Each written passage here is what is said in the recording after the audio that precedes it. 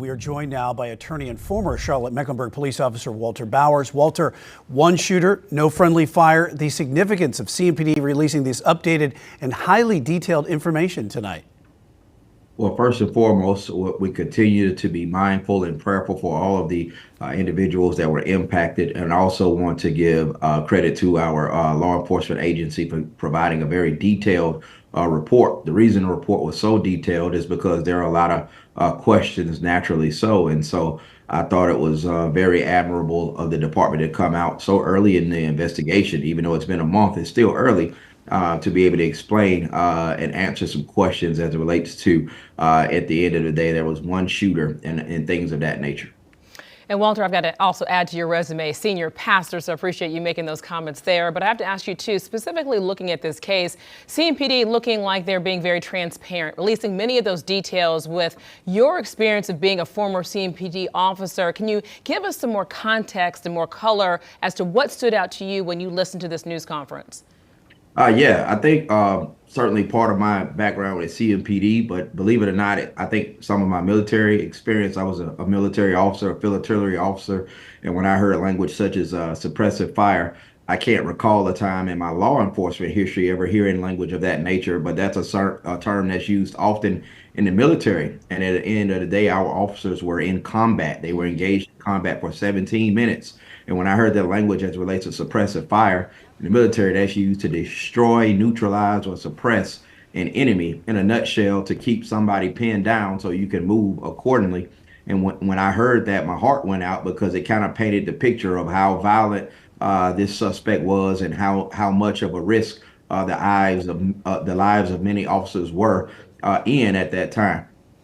Walter, they were talking about one gun was used, an AR rifle. And when you hear a lot about getting these new type of body armor for police, you can tell from listening to that that's something that possibly is needed. And one shooter was using an AR-15 for that kind of firepower. Yes, I hope everyone pays attention, regardless of what side of the aisle you are on as it relates to politics, right?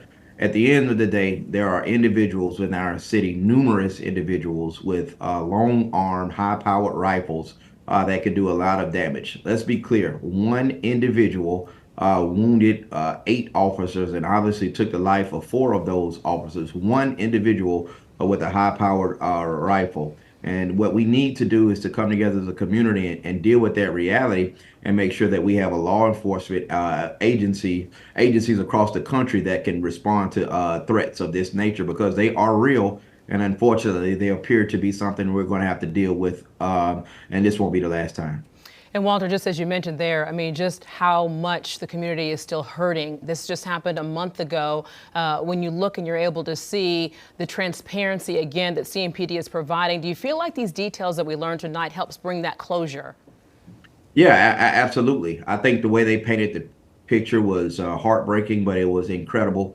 They told us a timeline. They showed us where how the shooter was moving, because most people are not familiar with tactics and techniques. They also explained it in such a way that people need to understand that the first reports in any situation like this are often either incomplete or inaccurate, and it's simply because you're just giving the best report you can based on the circumstances. So the way that they provided details tonight, you were able to see why an officer would have the reasonable belief that there were multiple shooters, because the individual was moving from window to window, and things of that nature really helped the community understand, wow, I kind of understand what those officers were going through in that moment. So I thought it was very helpful, because it gives everybody a better idea of what was actually going down.